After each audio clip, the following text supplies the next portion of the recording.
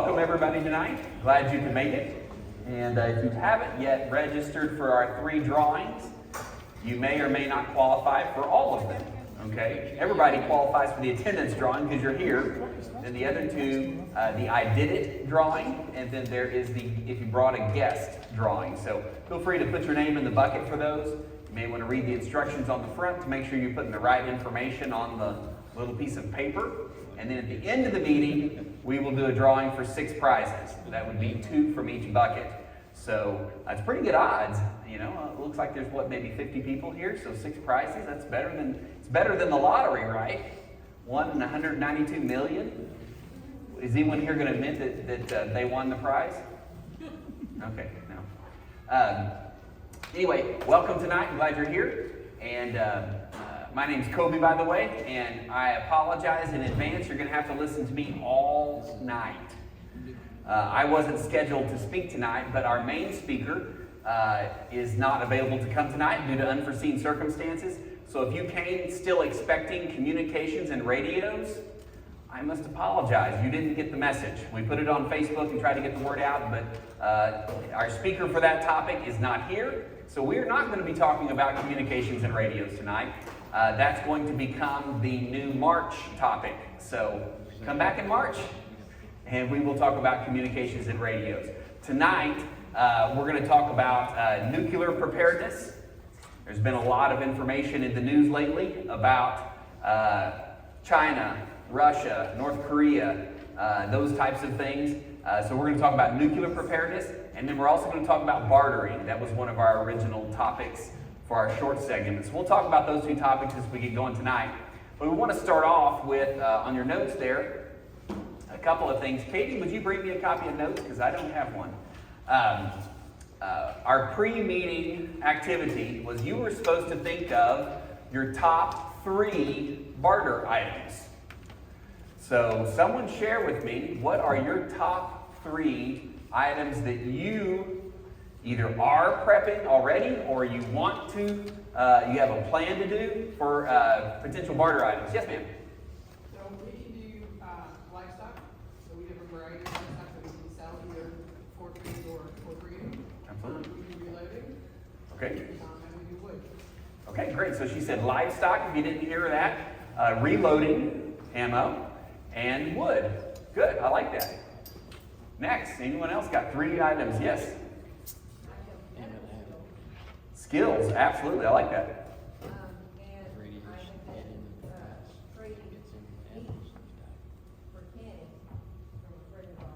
Okay, meat. And garden. One thing I like about all the 3 that she gave and the 3 that she gave are all to some extent replenishable. Okay? A skill is certainly replenishable. You can continue to offer that skill, but your garden, your meat, reloading, you can continue to reload as long as you got some supplies, so that's maybe partially replenishable. But one of the greatest things you can choose for a bartering item is something that you can get more of. So it's replenishable. So that's great. Any other thoughts? Yes? Firewood, cigarette lighter. Okay. With water. Firewood, cigarette lighters, and water. Really good. So 2 out of the 3 of those I would consider replenishable. So that's absolutely great. See any other hands? Anybody else want to tell us what they're considering bartering? I don't have 3, but I've got 2. Okay. I need to catch the first one. Booze and seeds. Like lead seeds or like plant seeds?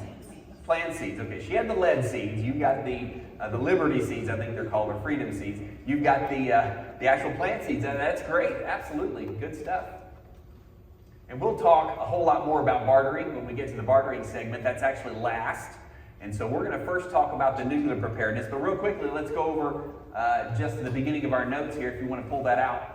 Talking about the next meetings that are coming up. So next month, on December 9th, again, it's always the 2nd Friday of every month. So the 2nd Friday next month is the 9th. We're going to be talking about property security and hydroponics. So that's the 2 topics for next month. I think both of those are going to be really good presentations.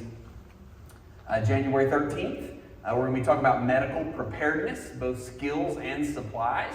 So another fabulous topic. February 10th, we're going to be talking about bug in or bug out.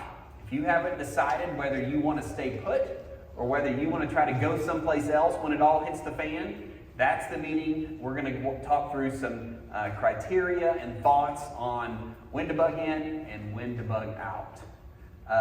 We're also going to talk about finding property to buy, what to look for. If you're in the market to purchase some land or a cabin or a house or anything like that, what are some things you want to make sure you look for? And then we're also going to do an activity about designing a shelter, if you want to design your own shelter. Then, March 10th, you'll notice we're back to radio and communications, because we had to skip that this month. So come back then. If you purchased radios, I know a number of you did. Again, bring those back on that March 10th. I apologize, and we will program them for you as long as our speaker doesn't again have an unexpected emergency. So hopefully it won't happen 2 meetings in a row. Then the last date there is again our Ozarks Bug Out Camp for 2023. So that's next year, September 14th through 17th. We'll continue to promote that and encourage you. You make your own reservations through the state park system at the Roaring River State Park. So if you're interested in going one of those dates or all three of those dates, whatever you want to be there, you need to make your own reservation. And so you go do it online through the state park system. You pay them for your camping space or whatever, and they've got everything from tent spaces all the way up to, they got a lodge with nice hotel rooms and that kind of thing. So you kind of pick where you want to stay and make your own reservations. I encourage you to do that early. If you make the reservation early, the only thing you lose, if you end up having to cancel because something comes up, as long as you cancel at least 30 days out, you only lose the $6 reservation fee. So you're not going to lose a lot if you book it now and then, whoops, something came up and I can't attend. But you've at least reserved that spot. And the other note on that is my campsite, and I'm kind of the leader, and it's kind of where we have a lot of our activities. I have a double site at site number 73. So it's extra large. We have a lot of our stuff there. If you're wanting to know where we're all going to meet and pick a site close to that, then pick a site close to campsite number 73 when you make that reservation. They are, absolutely. They opened it up a year out. So they are accepting reservations, and there's some of you that have already made those reservations, and if you haven't and you want to go, I encourage you to get in there and make that reservation. It is a great time. I mean, we, just to kind of give you a little more detail, we start rolling in on Thursday. It officially ends Sunday morning after a short church service, and you can come as much or as little of that time period as you want. And we have sessions where we teach and we talk and we learn and we share and we eat more and we eat more, and we go on hikes, and just a great time, and very family friendly if you want to bring your family. Okay, any questions on any of the upcoming dates or activities? Okay, let's get into our presentation then. Bear with me just a minute while I switch out presentations.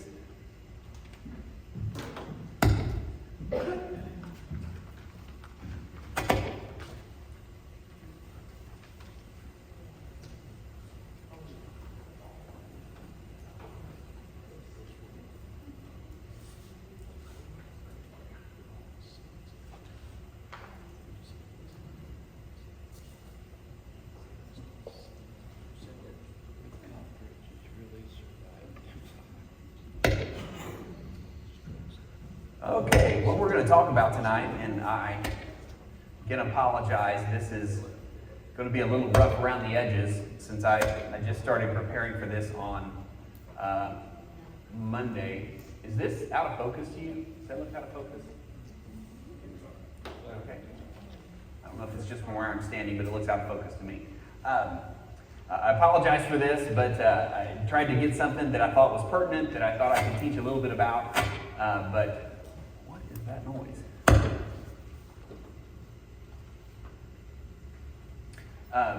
Most of the information I'm going to give you comes from the Army Field Service, or Army Field Manual on Survival. That's the FM 3-05.70, Chapter 23, which is entitled entitled The Nuclear Environment. It also, in chapter 23, talks about chemical and biological stuff, but it's primarily focused on nuclear type survival. And so the vast majority of the information that we'll talk about tonight is stuff I pulled from there. And I've actually, in your notes, what in the world is that? Yes. Is that it? We'll see. Okay. In your notes, as you start talking there and you start looking there, I encourage you to read this. It's 6 pages, front and back, but it's pretty concise information. There's not a lot of fluff to it. It's really good content. And again, we'll cover a bunch of it, but we're not at all going to cover all the content. So I've provided you those 6 pages of information. The other thing that I will do, as well as I'll include several links in this, but I'm going to include a link to the 686-page Army Field Manual that you can download. Sorry, I didn't print it for each one of you, okay? Forgive me, I was being stingy. But my printer would have probably had a heart attack. But that 686-page Army Field Survival Manual is an excellent, excellent document to add to your preps. You can print it out yourself, or you can store it electronically some way that you can retrieve it. I do that. I put it on a thumb drive. I keep the thumb drive in a Faraday cage. I keep a laptop in the Faraday cage so I can read the thumb drive. But with lots of other documents. But on our Preppernet.net page, we talk about our Preppernet.net page. If you're part of our group, I will share the link to that Army Field Manual on Survival, as well as other links we'll talk about tonight. So you can download all 686 pages of it. You can read to your heart's content, and it will include, among many other things, the content that we're talking about tonight. Okay? So, I want to give credit there where credit's due. Let's move right along. So let's begin talking right here, based upon our geographic area here in southwest Missouri. How likely are we to see the effects of a nuclear event? Now, I used a generic term there, nuclear event, so that we kind of encompass a large range of potential events, whether it be a nuclear power plant. I watched a couple of weeks ago a documentary on 3 Mile Island, okay? So that would be a nuclear event. Those of you who are around, I think pretty much all of us are in the age, maybe a couple of exceptions, we're in the age group where we remember what 3 Mile Island was, a nuclear meltdown of a power plant reactor. What's the likelihood that we in southwest Missouri would see the effects of a nuclear event? How likely is that, do you think? I hear slim.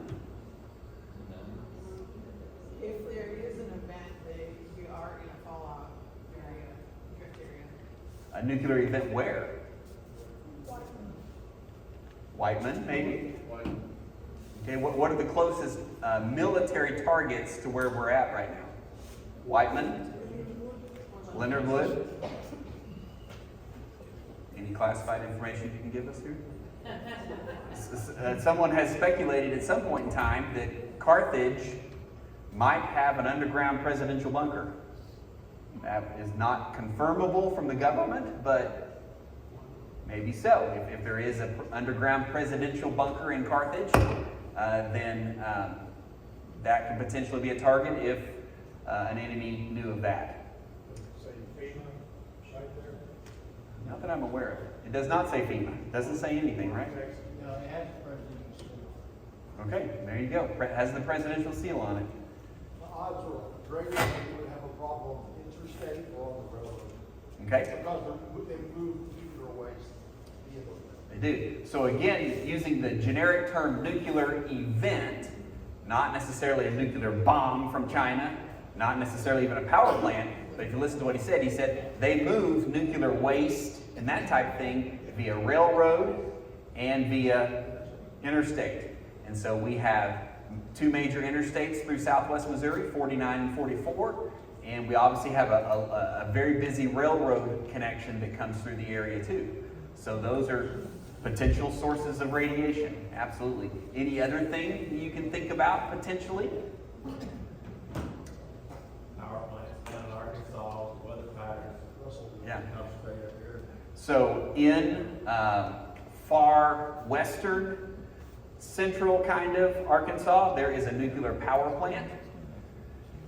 So probably the greatest.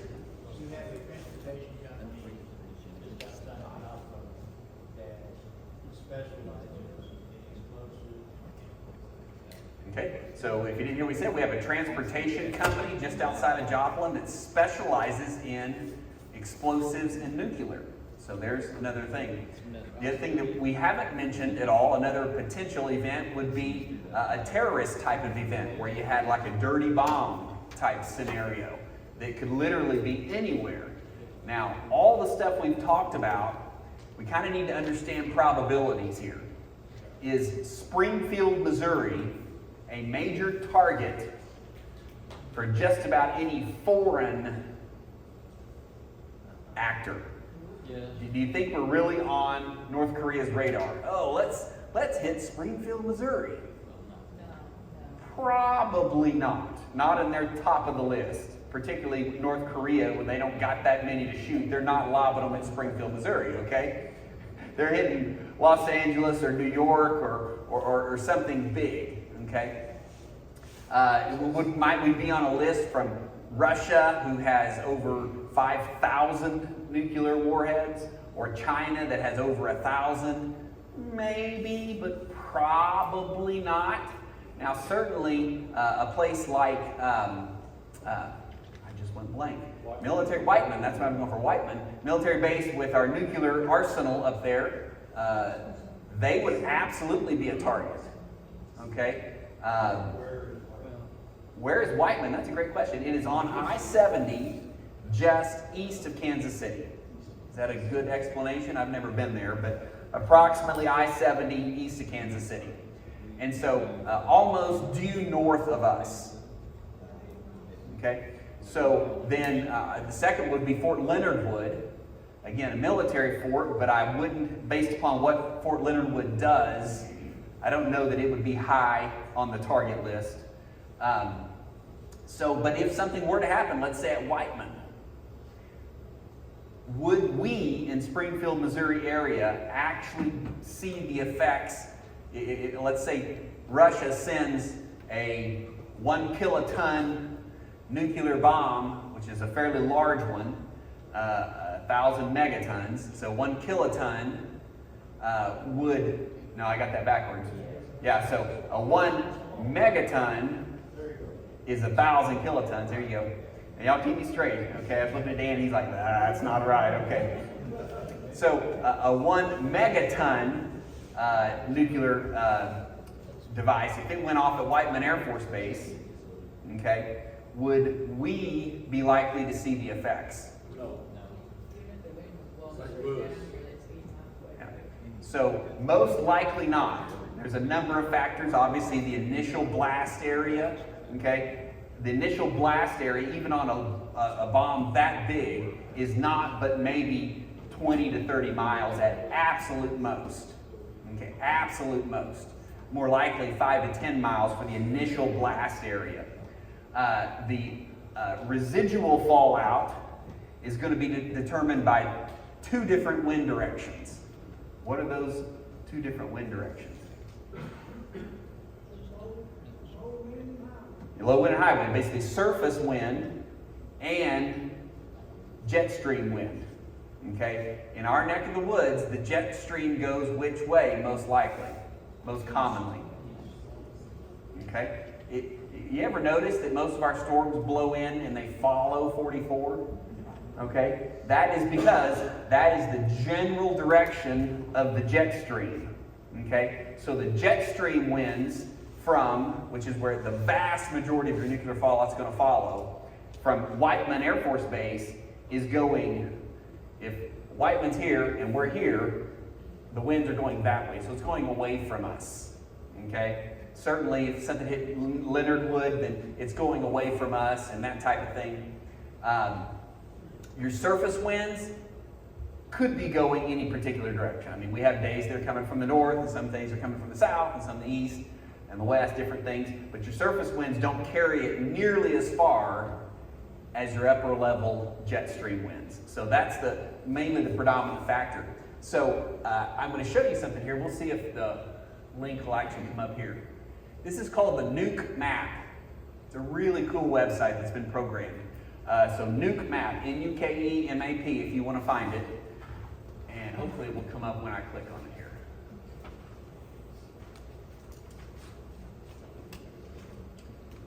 Yay, it looks like it might work.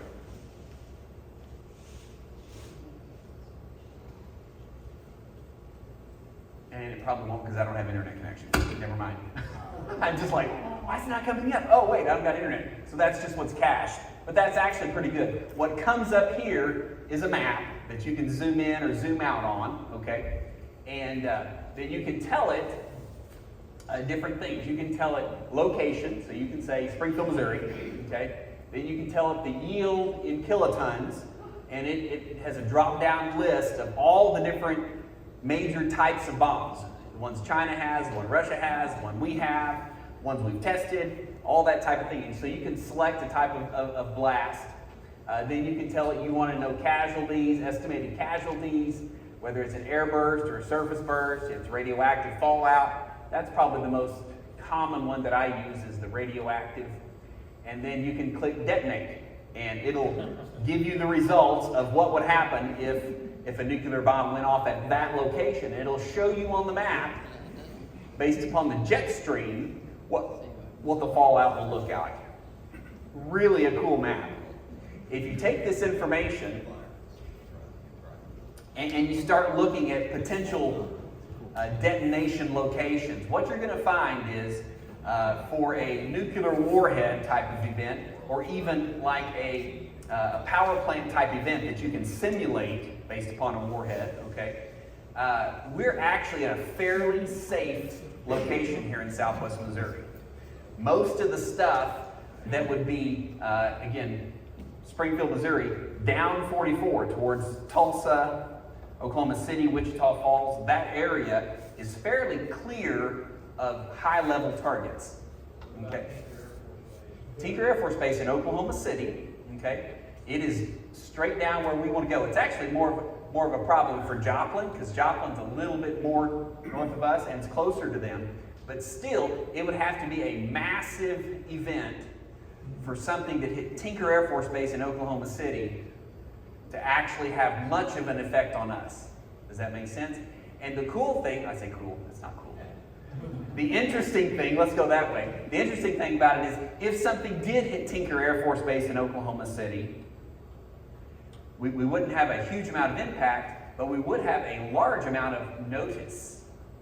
Okay? Because this stuff, I say large amount of notice, we're not talking days, but we're talking at least hours. Oh, something's happened at Tinker Air Force Base, we need to get prepared. So we have some time. We're going to talk about in this presentation as we get into it, what do I do? Okay? And so you need time. You want time in this instance. But this is a great resource if you want to do it. Again, you can just Google Nuke Map, and this will come up, and hopefully it'll work for you if you do that. How do I? Let's try this. There we go. Okay, back here. Okay, so what are some of the effects of a nuclear event, a nuclear blast in this case? There are broken down into really three categories here. There's the blast, which again for a large nuclear event could be up to 10 miles. Okay, and anything in the blast area is absolutely devastating. I mean, it will be burnt completely, it will be leveled. And the images you see of Hiroshima and Nagasaki and that type of thing, which were relatively small devices, just multiply that out to a 10-mile radius. That's 10 miles in every direction for the actual blast area. And obviously, the further you get out from that, the less the damage will be. You can still get 10, 15, 20 miles away, and it'll break windows and that type of thing. But significant blast effects up to 10 miles in every direction. Thermal radiation. So thermal radiation, you think thermal, that's heat. Okay? And heat, in this case, thermal radiation can be actual fire. Okay? It can be infrared, so something that's not visible, that type of thing. But all thermal radiation, again, significant damage up to 10 miles away. Okay? Then, nuclear radiation, the third main category of effects here, are really broken into two categories. It's the initial effect, which technically, when they define initial, that's the first 1 minute. The first 1 minute. So why do I have 1 month right there? It's not a typo. Okay? What I'd say is the nuclear radiation that initially comes down in the first minute will kill you, if it's significant enough, within the first month. You'll be dead in a month. Okay? And that happens up to 2 miles away. Now, most likely, you've already died from these two before you get to that. Okay? So what happens here is, and we'll talk about this here in a minute, if you happen to be underground or in a well-protected structure or something, that you did happen to survive this, but you come out, then you will likely die within 1 month if you're within 2 miles. Okay? But most likely, this is going to be negated by the fact that you're already dead. Okay? Then, and again, by the way, this is all in your notes there. There's some information about this. I've added a little bit to it, like the distances, but it talks about blast, thermal, nuclear, initial, and residual, all in your notes.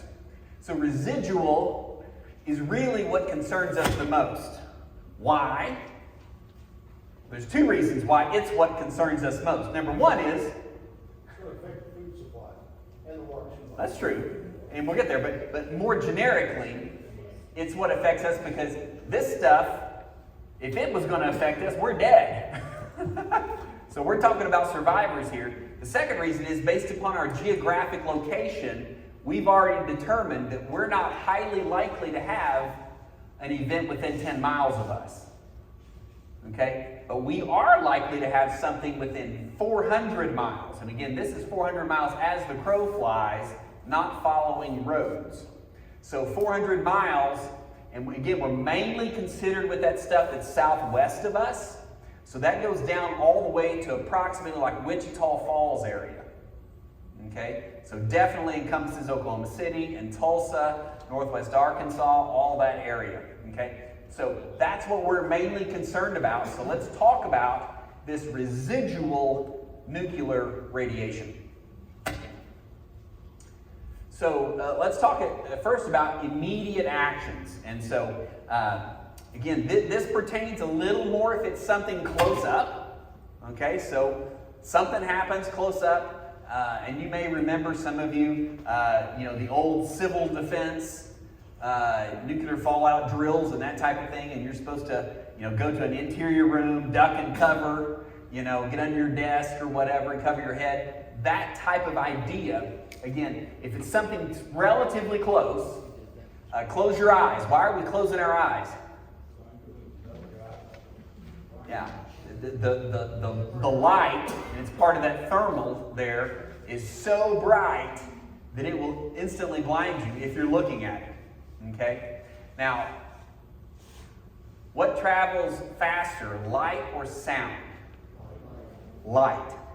So if you see, either because you weren't looking directly or you weren't looking away from it, maybe you're far enough distance, you see a bright flash like that happens. What is coming next? The shock wave. Okay? And so that you will, when a nuclear event happens, a blast in particular, you will see the bright light. Hopefully you're not close enough that it blinds you. Okay? But then you want to make sure that you prepare for the blast, the shock wave that will be coming next. So close your eyes, drop to the ground, cover your head. If you have just a few seconds, make sure you move indoors to the most secure structure you can. And we'll talk a little bit about shelters and secure structures and all that here as we continue to move on. But move indoors.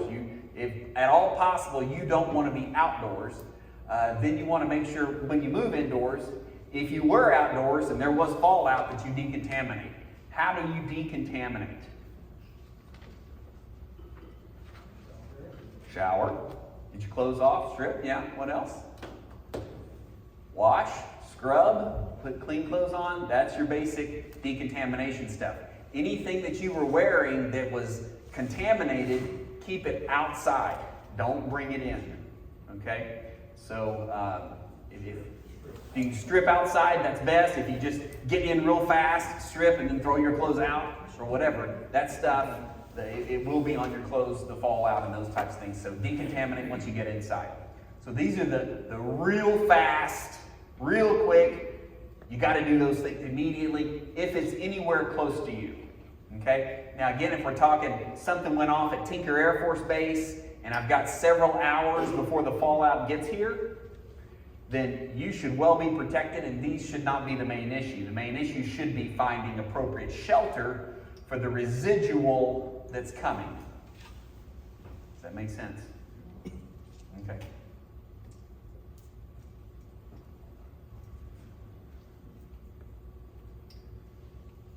Going backwards for some reason. Residual. So let's talk more about residual. There is induced residual radiation, which again should not be of our concern, but we'll mention it here briefly. The residual induced radiation is the radiation at the immediate site. So at the immediate site where it goes off, if it be Chernobyl or 3 Mile Island or a nuclear blast target, that residual that stays at that site within just a few miles is called induced. And it is extremely, extremely, extremely powerful. You don't want to be anywhere near it. Okay? So this is not the time, oh, I survived the blast because I was 20 miles away. Don't wait a few days and go back, oh, let's check it out. Okay? You will fry yourself, okay? And it will not be a good thing. Stay away literally for decades. Okay? You cannot go inside the buildings in Chernobyl right now without protection. Why? Even though it was 30 years ago, 40 years ago, okay? For literally decades in that immediate vicinity, you will have that induced radiation that will kill you. Okay?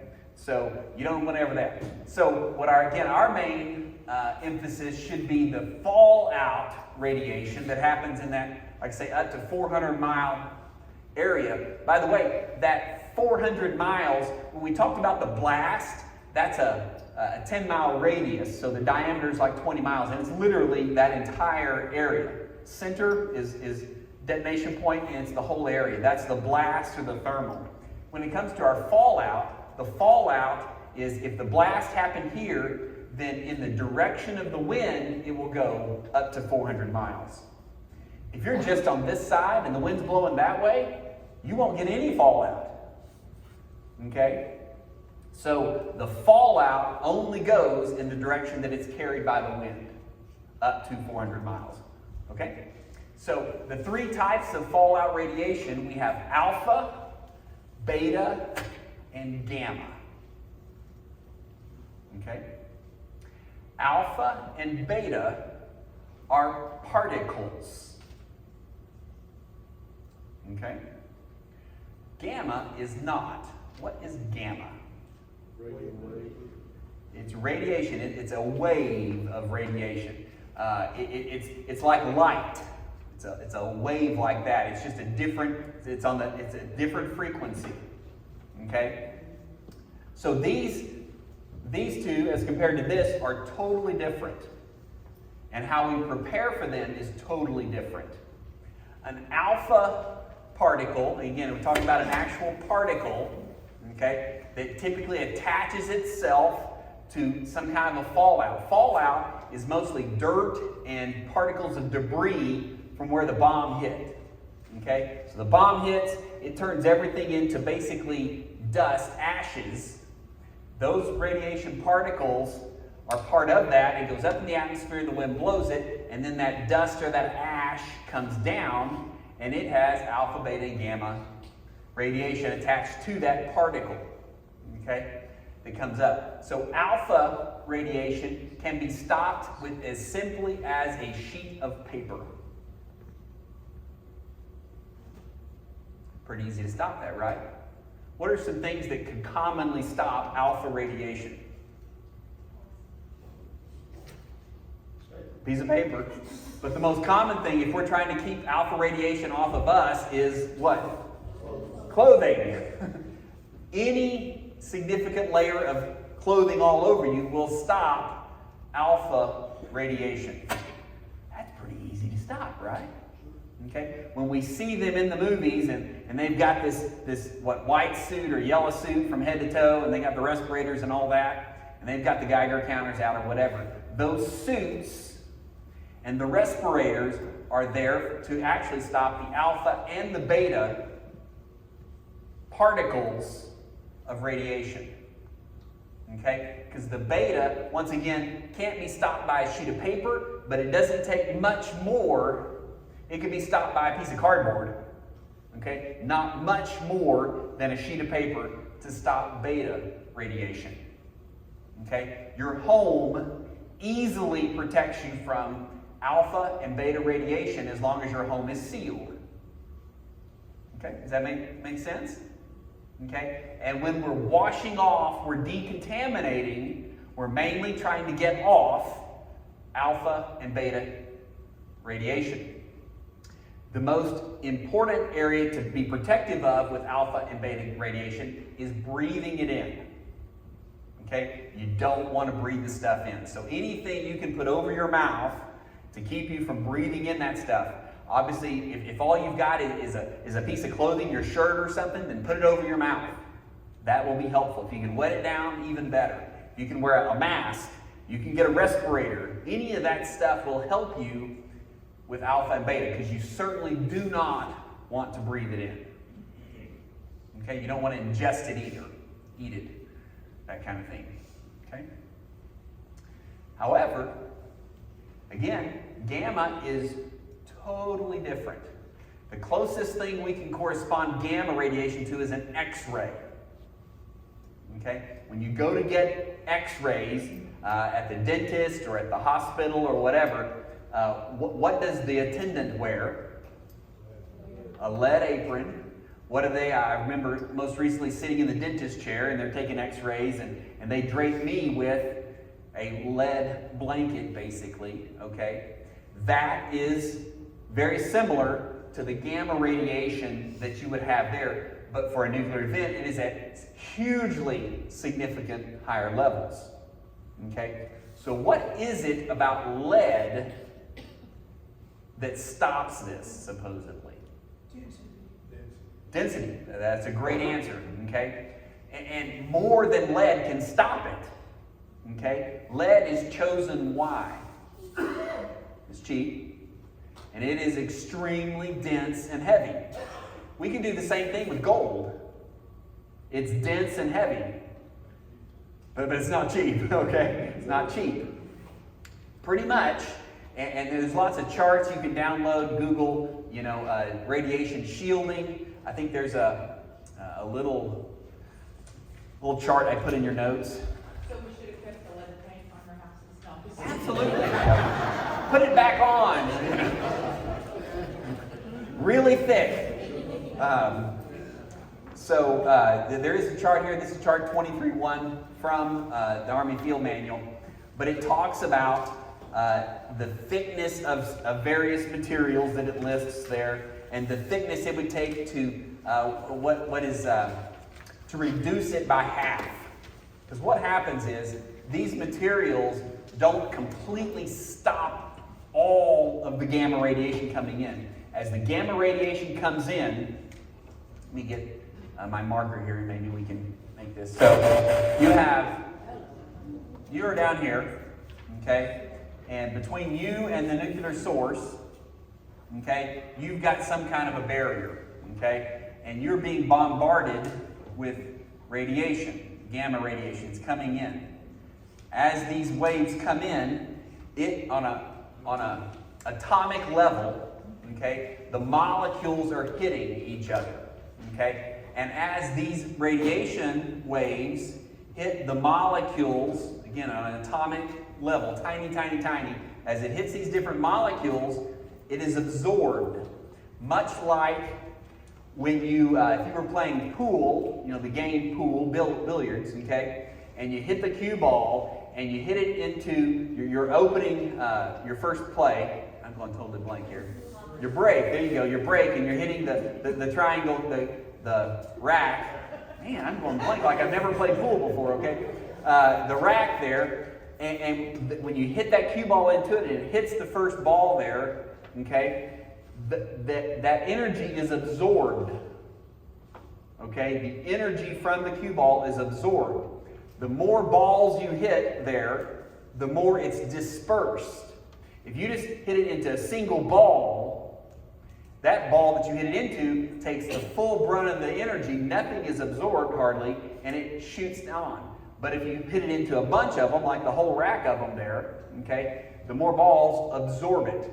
The same thing is here too. The more dense this material is, the more molecules are there to accept the impact and absorb those gamma radiation waves. Does that kind of make sense? Okay. So, if my material is super thick and it's got lots more molecules down here, the thicker it is, the more it's going to absorb.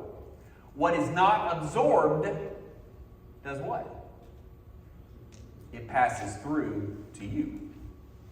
Okay? So we want to absorb as much as is possible. Okay? The amounts that you see listed here are to absorb approximately half of what is put into it. So if you want to absorb, and for every time you double that, let's say for example, concrete there is, I'm not sure what's going on. You're pointing towards the, I'm getting feedback, aren't I? Okay. Something. Okay. if you face the board, you're gonna get that. Okay, so 2.2 inches of concrete will decrease it by half. So let's say I have 1,000 rems of radiation coming in. Half of it would decrease it to 500. Okay? When I add another 2.2 inches of concrete, it cuts it in half again. So it would cut this amount in half, so we would be down to 250. You see how that works? Okay? If I added another 2.2 inches of concrete, it would cut this in half, so we'd be down to 125. Okay? Don't mistakenly go, I started with 1,000, I did half and I did the other half, it's gone. That's not how it works. Okay? So, when we're designing shelters and those types of things, we want to look at the material that is used, because really, gamma radiation is of our highest concern once we're inside the shelter. Because inside the shelter, inside your house even, alpha and beta, as long as everything's sealed up well and you're not going outside, alpha and beta are not our concern. Our concern is the gamma, because it will go right through your roof, right through your walls, and into you inside. But the more layers you can put between you and the outside, the better. And they should be thicker, heavier materials. Okay? And in general, pretty much anything, the heavier it is, the better it's going to be at shielding you from gamma radiation. That makes sense at this point? Okay, we'll come back to that a little bit here in just a minute when we talk specifically about shelters. Symptoms. So, initial symptoms, if you are suffering from radiation poisoning, and this comes out in all the movies and that type of thing, will be gastrointestinal related. Why? Because that is the most immediately sensitive area. Okay? So you're going to get nauseated, you're going to start vomiting, you're going to have diarrhea, anything gastrointestinal. So your stomach, colon, intestines, that type of stuff is going to be affected the first thing. So when you start having these gastrointestinal symptoms, that's an indication that you're suffering from radioactive radiation sickness. Okay? Following a post-event. So the severity of those symptoms, severity of onset, and the speed of onset tells you how bad it is. So if a nuclear event happens and within 30 minutes you're throwing up badly, you're probably going to die. That was a rapid onset and severe symptoms. Okay? However, if it's been 2 months since the event and you start having some of these symptoms, it's probably because of the water you drank. Okay? I'm just kidding. It could be some other cause, but if it is radiation cause, because of the length of time it took to onset, it's probably not going to be as severe of a case. Okay? Just a general rule there. Okay? However, what are the major problems with radiation sickness? Well, why are we really scared about it? It's not because it's going to upset our stomach. That's just the first symptom. What does it actually do to us that we don't like? Dehydration, what else? Genetic mutations. Genetic Alien mutations? babies coming out of our bodies. We don't want that. No, if there's an alien baby coming out of you, yeah, okay. Yeah, we got a really problem, okay. Okay, there is one party in our country that believes that's possible. Sorry. I shouldn't have delved into politics, I'm sorry. Trying to keep these meetings free of politics. But mutations and those types of things, the biggest thing we talk about, no one mentioned about here, is cancer. Okay? That's what's going to really kill us in most of these cases. If we get past the initial blast, the initial burns, and those types of things, and we're talking long term, cancer is the killer. Okay? And so there's some other things. Bone marrow is affected significantly. Your ability to produce red blood cells to fight disease and infection is important. One of the points it brings out in our Army Field Manual there is if you have experienced radiation sickness and you get a cut, you can potentially die from that cut. Why? Because it can get infected and you don't have red blood cells to fight the infection. Okay? White blood cells. And red blood cells carry oxygen, I'm sorry. I do have some medical training, even though I get up here and I flake out on you. Okay?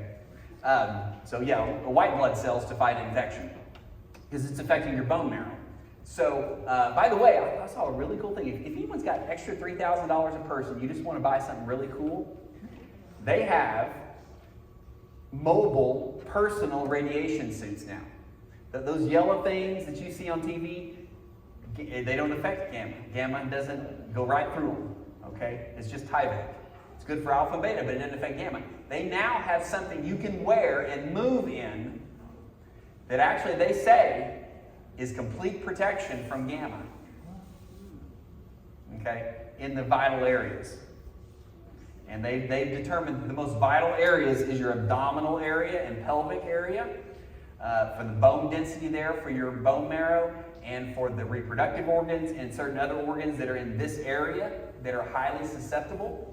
And so they basically have a device that is it's kind of a suspender looking thing. It just has suspenders, but then it's got this really thick, really heavy belt that weighs about 40 pounds, that's just about this big, that goes right here, okay? And supposedly, if you wear this thing for $3,000, you're safe, okay?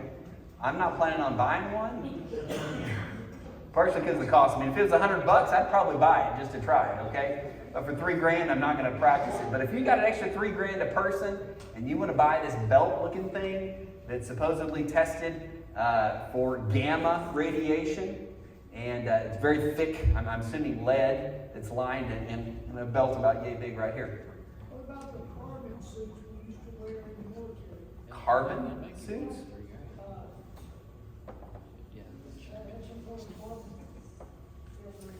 I don't know. NBC seals. Yeah, nuclear, chemical, biological, okay? The carbon is probably activated carbon for the chemical and the biological. Has no effect over no significant effect over the gamma radiation. To cover your whole body in something thick enough and dense enough to get gamma radiation stopped over your entire body would be so heavy you could not move. Okay? That was what's so cool about this new little thing that's just a pair of suspenders and a 30 or 40 pound belt. And again, it just protects a certain area, but supposedly that's the most vital area. So I'm not sure how I got off on all that, but anyway, protect you from cancer, that's what it is. The other thing, cancer protection, is potassium iodide. Okay? And used to, the Iosat pills like this were the most common thing. Okay? This package here that I have from mine is a 2-week supply for one adult. Okay? And this packet cost about $150 when I bought it. And it's good for 10 years, but it protects one adult. Okay? With 130 milligrams of potassium iodide. What that does, potassium iodide is absorbed by the thyroid. Okay? The number one cause of cancer, the number one cancer type from nuclear radiation is thyroid cancer. Okay? And because your thyroid will absorb all of that nuclear radiation. Well, what you can do is you can trick your thyroid into absorbing a different type of radiation first, and this type of radiation is not harmful to your thyroid. And so once your thyroid is full of this, then it doesn't have any extra storage capacity to absorb the harmful kind of radiation, so you're safe.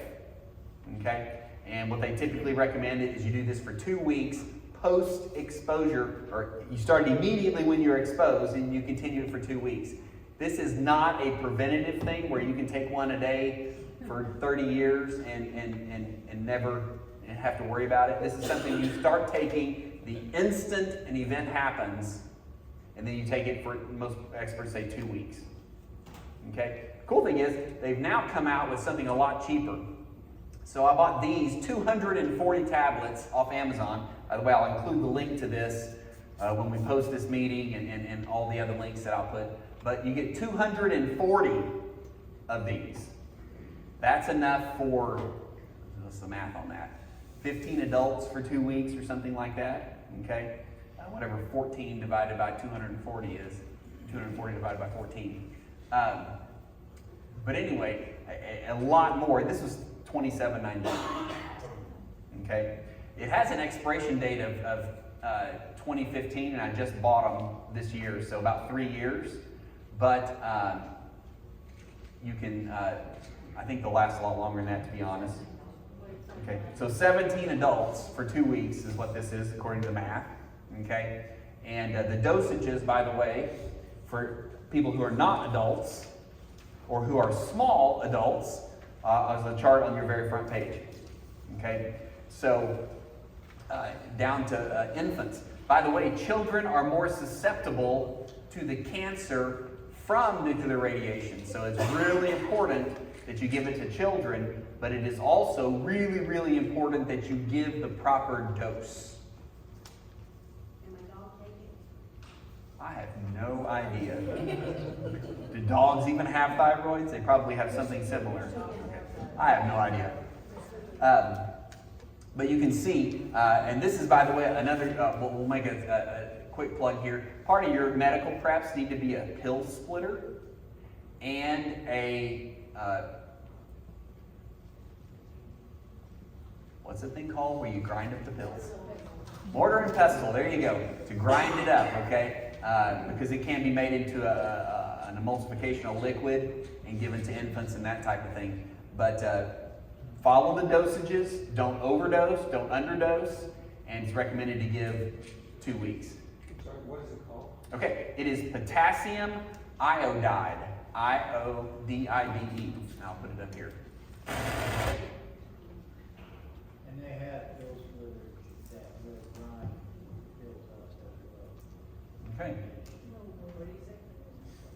They have pill splitters with a grinder made with them.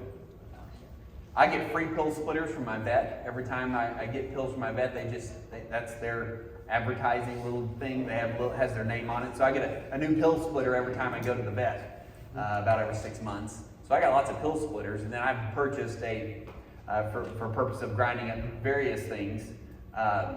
So I have that available if I needed to grind the pills up. What's that mean? What's that? Animal Care Center in Bolivar. So there you go. You get a little cheap little pill. A pill splitter. These are like $3 pill splitters. They're not expensive ones. Yeah, $1.50. They're really cheap. So, but that's a great part of your medical preps. But you can use it for this. Any questions on potassium iodide? Okay. The other thing, while I'm thinking about it, because I have not mentioned it, because we really don't get into it a lot with this presentation, is ways of detecting radiation. And I actually have a Geiger counter in my electronics that's sealed inside my Faraday cage. I didn't pull that out for you, so I'm sorry. But you can get the older style, the civil defense type that need to be calibrated, and they still work. You can still get them. You know, the old kind you see in the movies. You have the yellow box and the cable out, and you're detecting it. It has the clicking noise. You can still get those. Make sure they're properly calibrated. You get them at a reasonable price. All my stuff is the more modern electronic versions of that. The last one I bought, which is one we actually gave away here. Did any of y'all win that? Because it's been given away. We gave it away in the last 2 months. But I gave away a Geiger counter as part of our prizes, and it was about $130 for an electronic Geiger counter that will actually read immediate levels of radiation in the area. What you also need, in addition to that, is what's called a dosimeter. Okay? And the old version of the dosimeters were like a pen. Okay? And they're yellow, just like the old Geiger counters are. That same color of yellow, civil defense yellow. But the dosimeters are, and you need one for all the people in your group that you want to protect, because the idea is you take the dosimeter and you wear it or you keep it with you, and it tracks the cumulative radiation exposure for that person. Okay? If you have an event and you're in your shelter, have that. This is mine, by the way. I'll show it to you here in just a second. But have that dosimeter with you. Keep it with you at all times. When you're asleep, when you're awake, when you go outside, when you come back in. Everywhere you go, you take your dosimeter with you. Okay? As long as you're worried about the level. Does that make sense? So you don't start using it until an event happens, typically. Okay? But for example, this one. Let's talk about this one. This one's $30. Is a credit card size. It is intended to be carried in your wallet. Okay? If it's kept in your wallet or in your purse, it's good for 2 years. Okay? And it will it's tracking me right now. How much radiation am I getting? Because we are getting what's called background radiation right this second. Okay? So it's adding that up. And it adds it up over 2 years until I get the next card. But it really starts adding up when there is a nuclear event.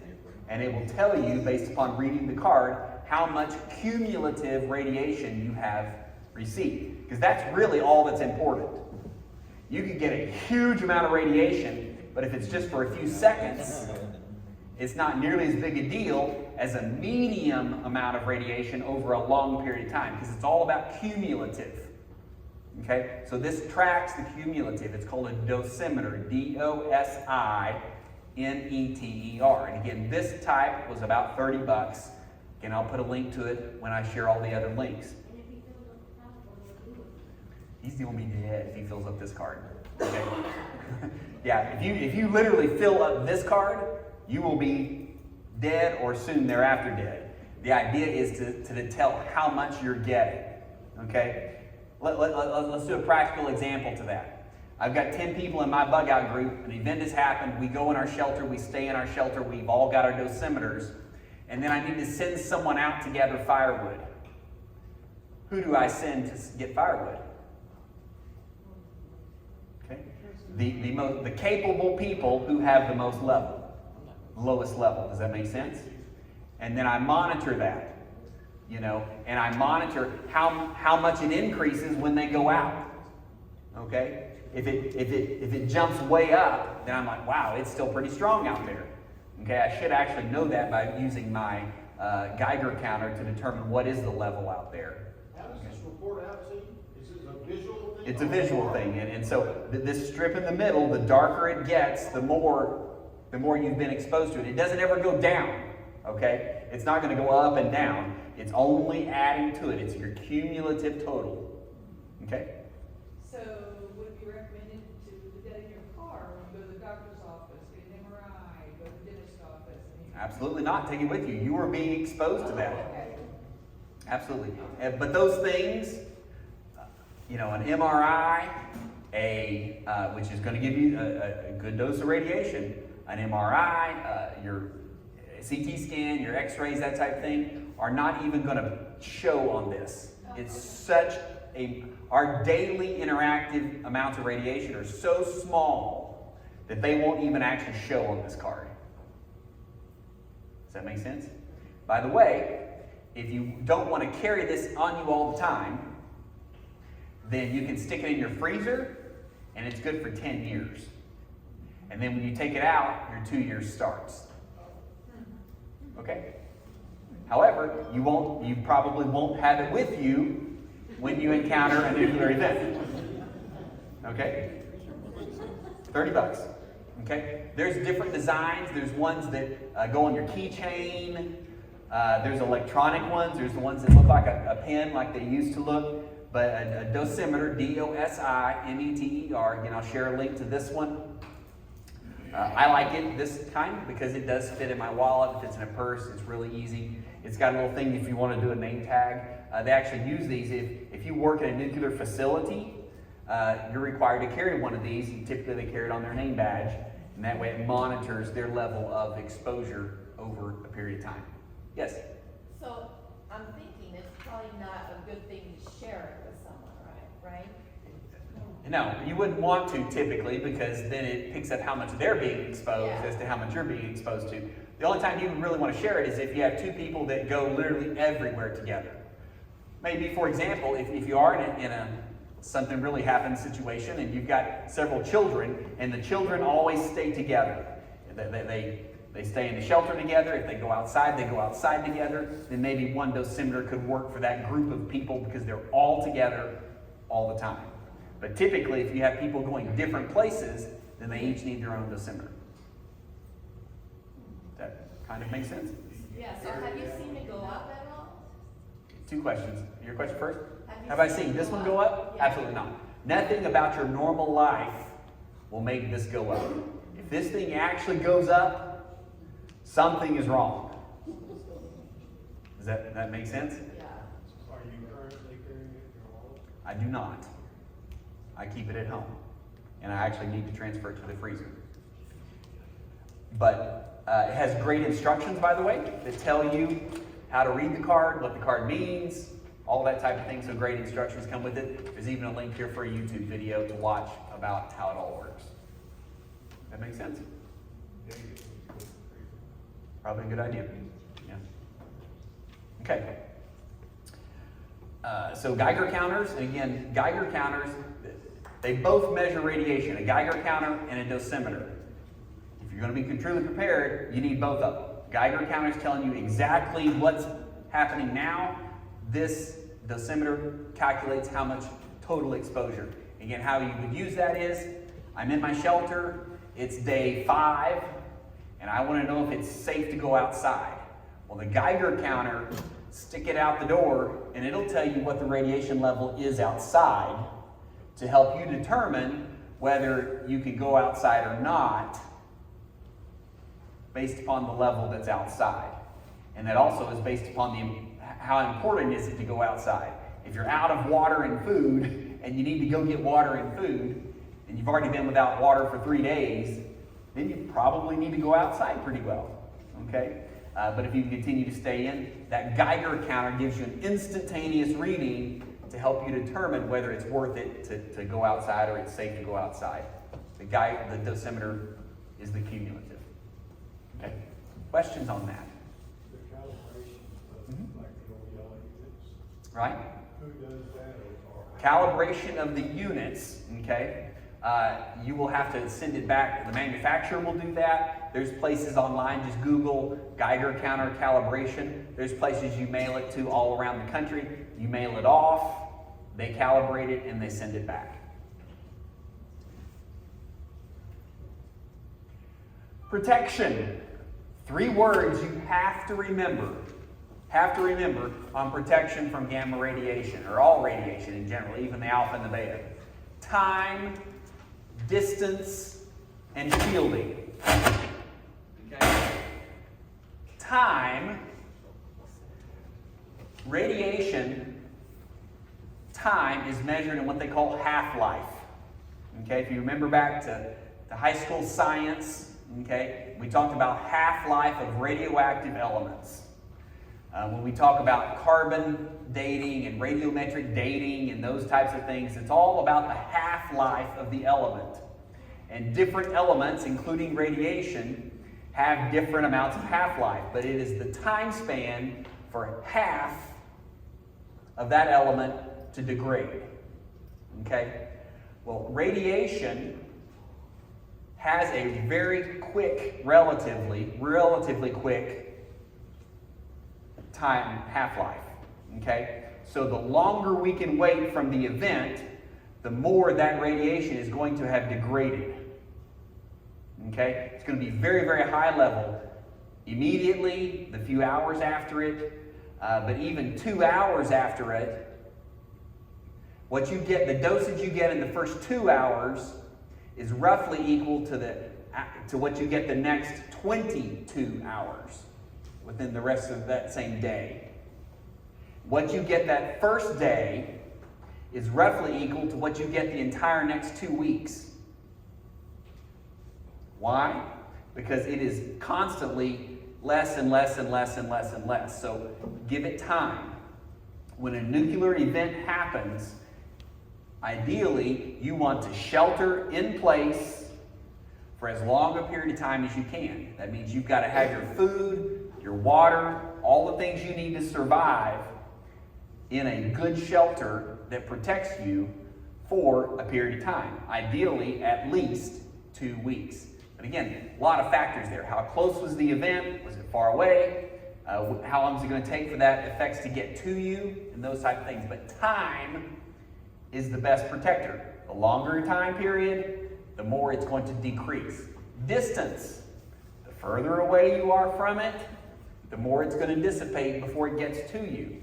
So you want to take a long time to get to you, and you want it far away. Then the last thing is shielding. How do I actually stop this stuff? And again, we talked about it's pretty easy to stop the alpha and the beta. Okay? The gamma radiation is where we really need to focus if we're trying to stop the shielding. And again, that could be lead, it could be concrete, it could be various other things we'll talk about here in a minute. It's things that are dense. So, shelter. Again, the closer you are to the event, the more quickly you need to act. If the event is in Tinker Air Force Base in Oklahoma City, you've got several hours before the effects will get to you. But if the event was at Carthage at the presidential bunker that we think exists, okay, we don't have as much time here in Springfield to react to that. Okay? There was an event that happened a few years ago in Hawaii. What was that event? It has to do with nuclear. The false event, what happened? Everybody on the islands of Hawaii, every single person who has a cell phone, got an alert on their phone that said what? Incoming nuclear missile, take cover, this is not a test. Well, it was someone's mistake. You're right, it wasn't a test. It was somebody's mistake.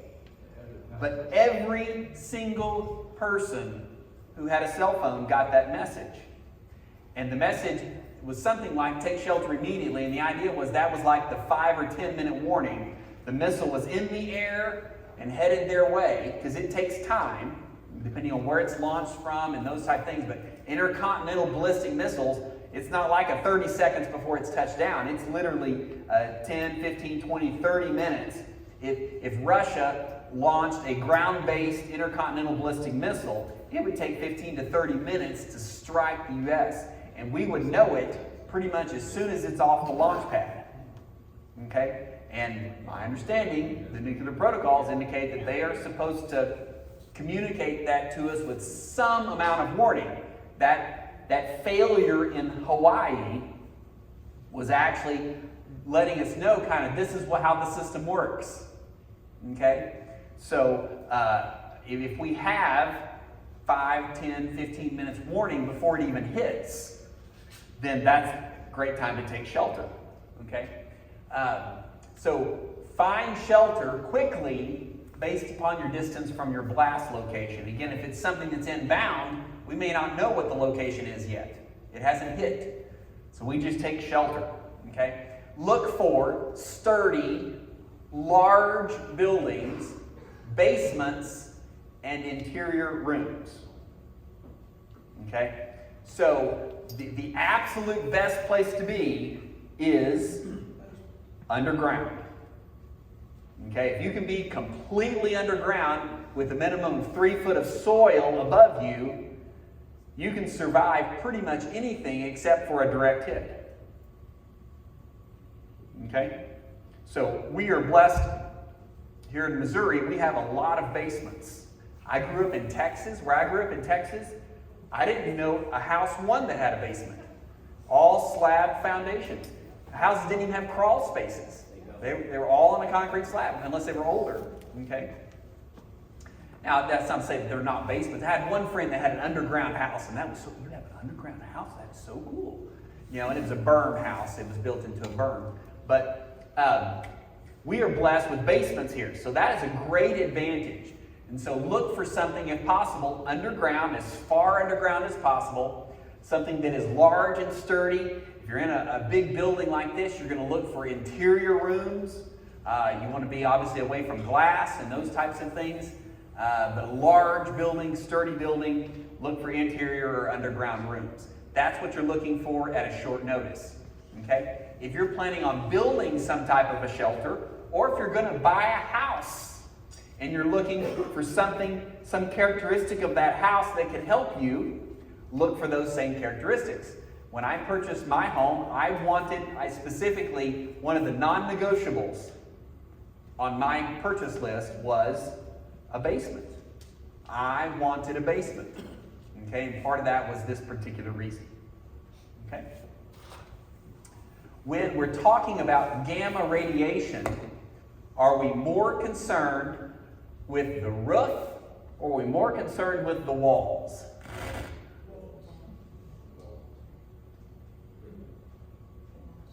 I'm hearing both answers. So I guess I've asked the right question because y'all don't know the answer maybe. Okay. The answer is we're most likely, and it really depends on how close you are to the blast. Okay. That's where the answer depends on.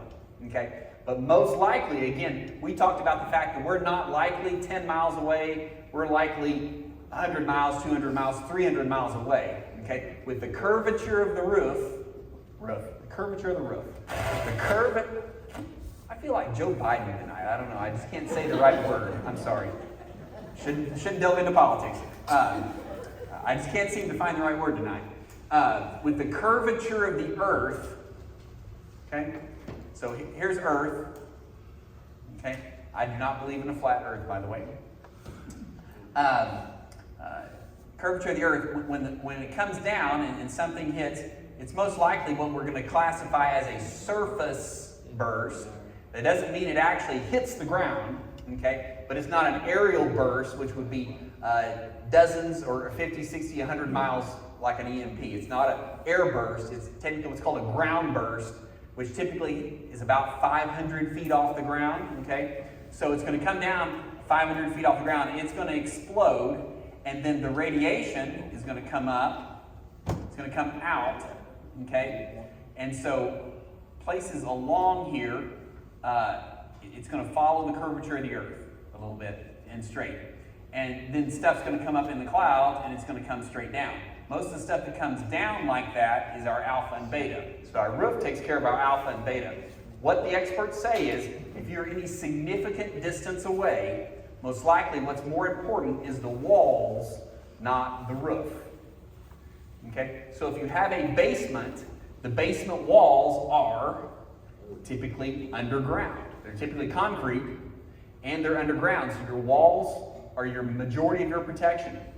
Matter of fact, if you read the Army Field Manual, it says it's talking about, again, for a soldier, I'm in the middle of the battlefield and this thing has went off and I'm trying to dig a trench or I'm trying to find some kind of protection.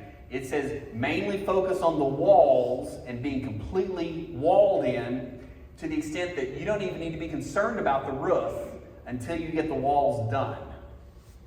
Okay? It actually talks about a poncho or a tarp being your roof. Because your roof main purpose is to keep the alpha and the beta gamma, the alpha and beta particles from falling on you. Okay? The roof, the tarp will actually stop the alpha and the beta particles and hold them away from you, and the walls will protect you from the gamma coming in from the sides. Now, overall protection is great. Okay, my plan is to be protected on all sides. But if you have to pick to have stronger walls than you do the roof. Yes? So we've got a burn house, but we have windows. Yep. So the windows basically make that pointless? Well, it depends on where the fall is, because where the event was. If your windows are probably on the south, am I correct? Okay, that's why normally when they do that, they put the windows on the south side for solar heating. Then if your event happens anywhere that direction, it's going to come right in the windows. If it happens that way, then the berm house is going to protect you. That make sense? That's the gamma, yes. Wouldn't the gamma come through the roof too? Gamma will come through the roof, but that's not the direction it's coming from. Gamma basically mostly travels in a straight line. Okay? Horizontally, yes. Couldn't you have, how some people have like their storm shutters and stuff like that? Couldn't you have something that's like lead lined or something that would be put up in the time? 12-inch thick concrete shutters. Yeah, you can, but even lead, does that chart show lead? It's still quite a bit of lead. Yeah, iron or steel, so 0.71 inches to even cut it in half. So it's thick even if you're talking lead. So there's a lot of weight there, okay? So let's talk, trying to remember what my next slide was. Okay, so shelter, and again, this is directly from your Army Field Manual. It has a section on natural shelters, trenches, and roofs. So natural shelters, we live in a topographical area that has a lot of hills. If you can put a hill between you and the event, okay, that's going to provide you a lot of protection from the gamma radiation. Okay? So that's a good thing to know. So natural things. Trenches. Now, clearly, here in Missouri, how many of you are going to dig a trench? Okay? We laugh. We have way too much rock to be quickly digging a trench manually, okay? So, but it does talk about that. It also talks about things that are a little more practical. Culverts.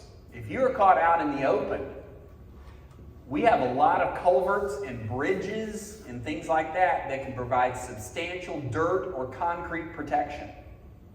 Okay? So those are some things we would think about. I mean, if you literally, if I saw the blast from 15, 20 miles away, I saw the blast in Republic, and I'm like, man, something has just happened, and I'm on the highway, and I can't find a shelter, I'm in the middle of nowhere, then I might find something with a mountain between me and it, I might find a road culvert or a bridge or something and get up under that. That's going to provide you some protection. Okay? So there's some ideas. It even talked about, one source I was looking for, just, a road culvert that's 3 feet. Literally crawl in that puppy as long as it's not raining and stay in there as long as you can survive, literally days, until the lack of food or water make you come out. Just stay in there, okay, as long as you can. Again, that's assuming you're really close to the event and you have no other options. Again, roofs, that's kind of the point I talked about here just a minute ago. When it starts talking about roofs there, it's mainly talking about roofs from the point of we got to keep that fallout particles off of you. It talked about if you got a tarp, and again, that's part of this Army Field Manual, you got a tarp over you, and that fallout dust is collecting on that tarp, beat it off from the inside. Okay? And just beat that, let that stuff fall off. Parking garages be great for the stuff coming down, but it's going to have limited protection from the stuff coming in this way. Okay. So, okay. Best shielding, we've kind of talked about that. We talked about the chart there. Let's see what's next. Yeah, there's our best shielding, that same chart you've got there. One of the things that I learned it looking back at old civil defense things. And if you go back into the 60s and look at what they advised to do in the event of a nuclear event, and the most common thing that they tell you to do in your house, obviously other than getting to a basement, a low, large building, the things we've talked about, is to find a table. Preferably, they didn't have plastic folding tables back in the 60s, but a larger, sturdy table, wooden table with 4 legs, that type of thing, and turn that into your shelter inside your home. So find the most interior room on the lowest level, pull your dining room table out, and turn it into your shelter. So think about in your home, I'm trying to make this shelter as thick, heavy, and dense as I can make it. What can I add to this table? The idea being I'm going to be inside it and underneath it with my family. What can I add to this table to make it heavy and dense? Dirt, absolutely. You can pile dirt on top of it. Now, it would be better if you had bags of soil for your garden, because if you're going to go outside in Missouri and just try to dig up dirt, that's going to be a long, hard process. Though the rocks would be helpful, okay? But you can put dirt on it. If you have bags of potting soil, absolutely, pack them on there. If you've got some extra concrete in the bag still left over, pile it on there as much as the table can hold. You don't want the table collapsing, okay? But a heavy table, good. Dirt, what else? What's something you got in your house that could be heavy and dense? Blankets. What? Blankets. Tarps. I'm hearing something about Blankets. Blankets are. blankets, okay? What else? Refrigerator wool. Refrigerator, absolutely. Well, here's what you can do with your refrigerator. Pull your refrigerator up next to it, or move the table next to the refrigerator, one. But your appliances, a couch, anything around the sides, when you go to move, you ever helped anybody move? You ever moved? What's the heaviest boxes anyone packs? I was thinking books. You got a good library? Stick the books. The books can be piled on the table. The books can be piled next to the table. They can be put in boxes. What is that? One of the heaviest things you have inside your house that comes into your house in abundance.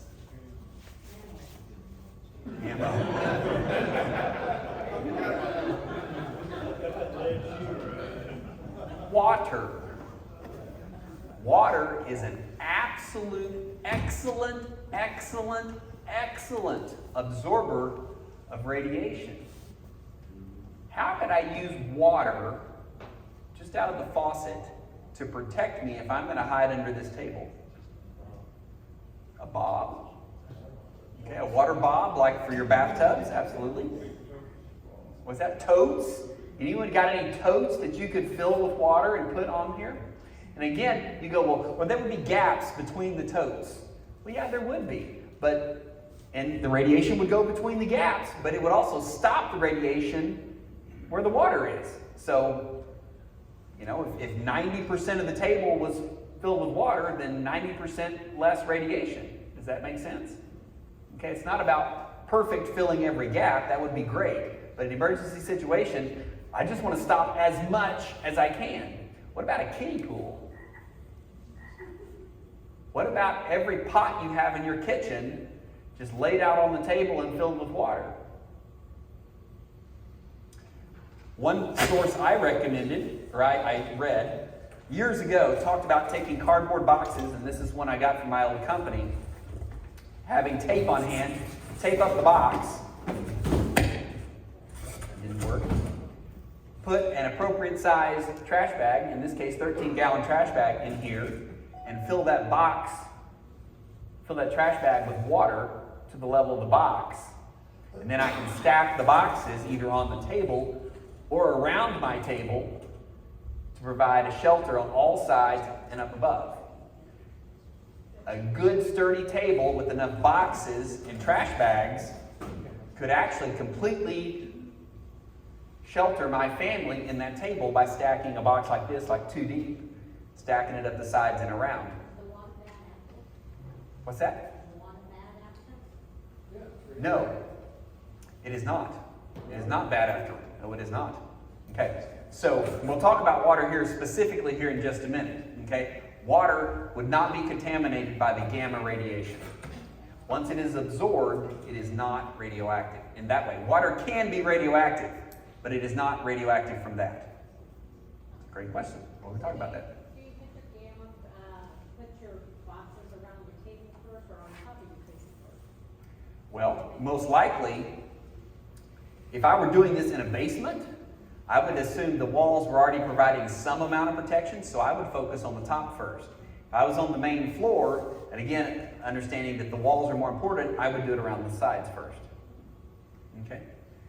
Have I spurred anyone else to think of anything else that might be heavy and sick? Yeah, those windows, I'm making water curtains. Water curtains, there you go. There you go. You know, can you crawl under your waterbed? I don't know. Is that possible? Anyone even still own a waterbed? 55-gallon fish tank, absolutely. Put it up next to your fish tank. Put your water supply. You got cases of bottled water? Stack them around your table. And again, yes, there's little gaps between every bottle of water, but better than nothing. Okay. Air mattress filled up with water. You can probably think of a lot of things that you can fill up with water to help protect you. But again, anything heavy, books, wood. I mean, wood is not the best absorber. It's not as dense as water or something like that. But you can pile up 2x4s on top of here, or plywood or something. Anything's better than nothing. The heavier and denser, the better. What's that? Those big water cubes that they have. Absolutely. They actually build an entire fort out of the water cubes. Absolutely.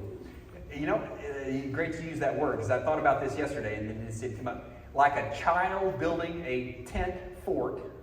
You ever built a fort with a kid? You know, normally with blankets and that type of thing. That's the whole idea here. And you're not looking to live in there for the rest of your life. You're looking to stay in there as much as is possible for approximately 2 weeks. Okay? The longer the time goes on, the more you can spend out from under there or outside your shelter. Yes? So is 2 weeks the gamma radiation high risk zone? Is that the?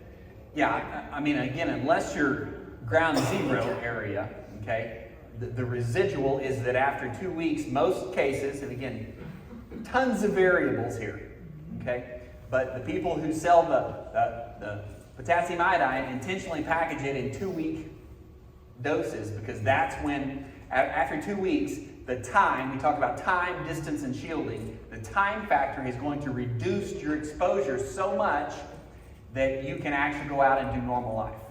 We're going to specifically talk about time here in just a minute. Okay? Yes?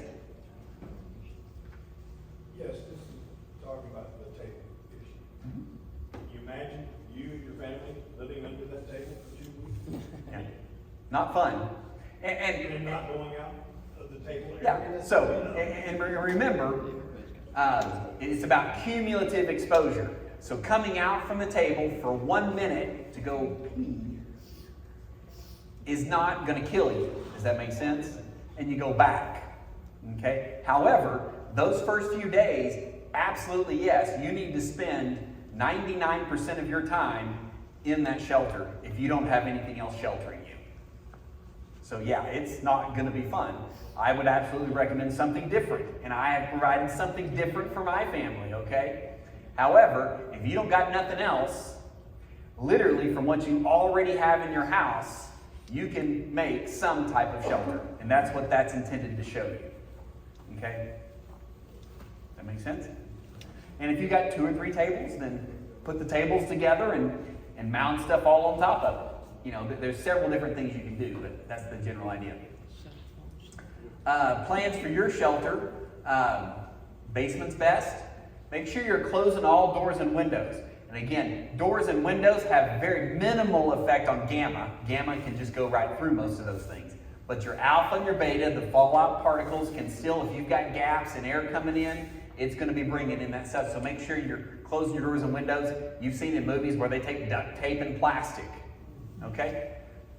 If you don't have good sealing doors and windows, then yes, duct tape and plastic. If your windows are good windows and your door's good and they seal up well, duct tape and plastic isn't going to do any more on the alpha and beta. And it does nothing for gamma. So don't focus on duct taping and plastic your windows and doors unless you've already got, oh, I got a big gap under my door anyway. I've been meaning to fix that for a long time. Yeah, get out the duct tape and plastic because you want to seal that up. Under heavy objects, we talked about that, water, books. One thing we did talk about, bricks and block. If you've got a bunch of unused landscaping bricks outside, bring those things in, man. That would make a great something to add to your table or stack up on your sides. Bricks and block are great. Time. Okay. You're going to want to stay, basically the time here is how long do you want to stay in your shelter? Out, going out. Okay? If you are very close, you want to stay in your shelter without going out for at least 48 hours, and then you want to move far away. So for example, something goes off on the south side of town. I'm here in Springfield. Okay? I'm going to stay in this building, and I'm not going to leave this building for 48 hours, even though this is not the best place for me to be. I would much rather be at my house, which is a 15-minute drive away. Okay? I would much rather be there, but when the event is already hit and the radiation is coming down, I'm going to get a lot more radiation in that 15-minute drive home immediately after the event than if I stay put for that first 48 hours. Again, the radiation is so intense that first 48 hours, you do not want to be out in it. Okay? Again, however, if you are very close to the event, then wait that 48 hours and then get out of Dodge. Okay? If you're traveling in a car, make sure the windows are rolled up, make sure the air conditioner is off, you're not venting the air from the outside and that kind of thing, okay? In general, you want to stay put, not going outside. Again, if I was at my shelter at my house, I would want to stay put for 4 to 6 days and not go out at all. So you better have the supplies, food, water, whatever you need for 4 to 6 days to stay in and not go outside at all. After 4 to 6 days, in the 7 to 12 day period, you may gradually increase short exposures. Okay? We had enough water, but now I need to go outside and get more water. Go outside for 30 minutes and come back. Okay? I need to go outside for whatever purpose in short exposures during the 7 to 12 day period. After 12 days, you can basically go outside the shelter as much as you feel comfortable, just making sure all your rest periods, when you sleep at night, those type things, you're resting inside a sheltered area. Okay? That basically cuts your exposure at least in half. However, the general rule for all of this is the least exposure, the better. Okay? short exposures. Again, the better, the less the better, but we're talking 30 minutes an hour a day per person. Okay? And again, the ideal situation is you've got everything in your shelter that you need, that you don't have to go out at all for 2 weeks. Okay? Maybe you need to empty your toilet, and so go outside, go empty the toilet. Send someone to do that. Yes? So I have a question. So like if you garden, it wouldn't be a good idea to eat it, right? I'm going to talk about that here in just a second. Food, it may be the next thing. Let's see And here. then water too. I think Water. There we go. mentioned Water. it quickly. You mentioned it, I think, before, but I didn't quite hear it about the water. Yeah, so great introduction. Let's talk about water, and then we'll talk about food. All right. If you were part of our group when we talked about water purification a few months ago, we talked about water purification when we were over at the meeting at the library. We talked about purifying it from bacteria and protozoa and viruses and sediments and all that type of thing. And we briefly talked about purifying water from nuclear radiation. And there was only one water filter that actually did that. You want to remember the name of that water filter?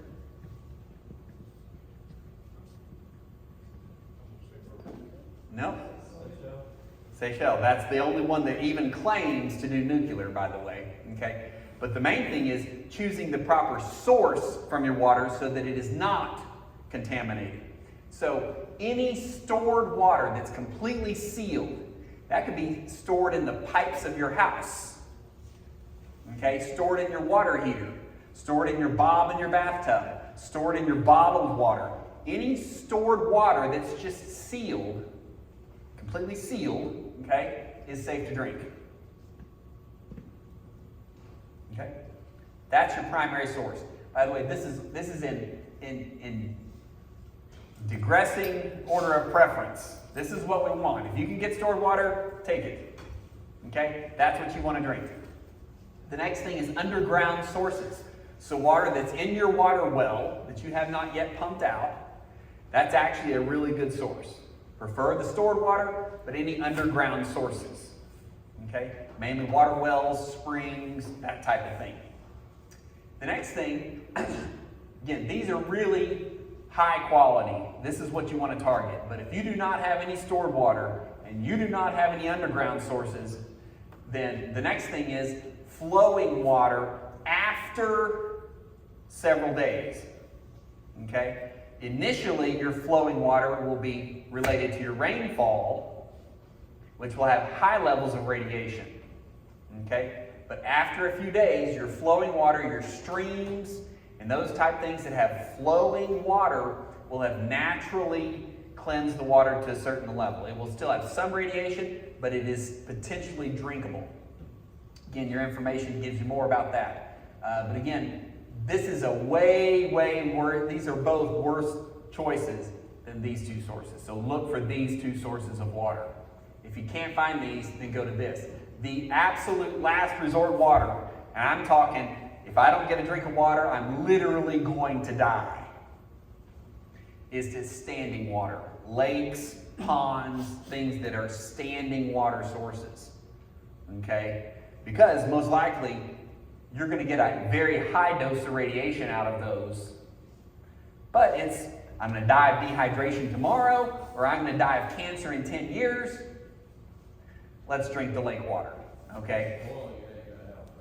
Boiling it is not going to help. Yeah. Yes? Stored water, like a big black water tank. Okay, yeah. Closed or wherever, Uh-huh. which I have. I got water in those. They're completely safe. He's talking about a big, large, typically black or dark colored water tank. 2,500 gallons. Completely safe as long as they are sealed. What do you call sealed? I mean, it's got a lid on it. Yeah, sealed. Lids on tight, just so that the fallout particles cannot get into it. That's what we're concerned about, the fallout particles. Even if you had, let's say you had a case of bottled water that was stored on your porch outside. Who stores their bottled water outside? I don't know, but here's a great example. I got a case of bottled water and it's stored on the porch outside. Nuclear event happens. It's got fallout dust directly on top of it. Rinse it off and drink it. It is safe. What about the gamma? Gamma is absorbed and is no longer a threat. There's no dissipation at all? And that's my understanding. Absorbs it and stays there? Or? It's my understanding. I'm not an expert, but yes, that's my understanding. When does standing water come through? Or does it? It will eventually over time as it evaporates and new water comes in and that type of thing. There is, I believe it's in your Army field manual there, but there's something they say, if you have no other choice, you can take a bucket of water, you can dump, I think it's a 3-to-1 ratio of dirt and water. So I've got contaminated, radioactively contaminated water. You put a 5-gallon bucket, let's say you put 3 gallons of water, 1 gallon of dirt, and you mix it up. And then you let it settle completely out. So all the dirt settles all the way to the bottom over a day or whatever. That water on top will be relatively clean to drink from radiation. The soil will have absorbed it and then filtered it out. You would still want to then probably boil it or treat it for other bacterial contamination. Maybe irradiated, but nonetheless, you still wouldn't want to just drink it immediately, but the radiation would be mostly filtered out. And I think I read that in that Army field manual. I read it in something this week. Will the Seychelles filter? Is it generally just a small bottles, or do they have a large system like a Berkey or anything? I have no idea what a Seychelles filter looks like other than... Well, those little Berkey bottles, I know Seychelles has. I think they have a picture that does nuclear. Seychilles. And all I know is they're the only one that even claim it. So make sure you read their claim. Yes? Distilling, does that take the?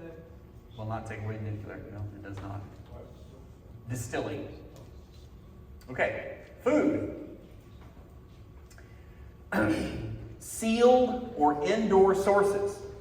I've got food in my house. When this all happens, it is safe to eat. Okay, if it's in a can, sealed, much like the water. If it's sealed, it is safe to eat in general. Okay? So, food in my garden.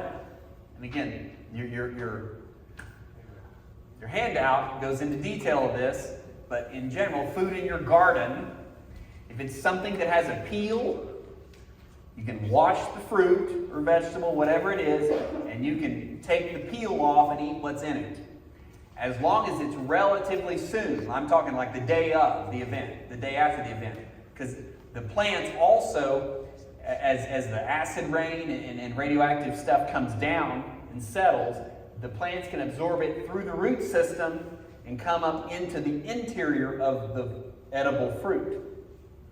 So the fallout comes on the outside of the food. You certainly don't want to eat anything that it's sitting on, but it can also, they can absorb it up through the root system. Well, basically, from what I gathered, if you got a garden, an event like this happens, you're probably going to lose it all because you're going to be in your shelter during the time period in which you could actually pick it, okay, before it comes up through the root system. Barter food, yeah. Barter food to the people that we don't like. Speaking of barter, I got 15 minutes. I got to move on. Okay, animals. Again, animals out in the wild are going to be eating this stuff and that type of thing. Not a great idea. Your handout gives you more information. Okay. Potassium iodide, we already talked about this, and so refer to that chart on the first page of your handout. Okay, we're at the end. Let's move to bartering real quick. Okay, I got to switch to PowerPoint presentation.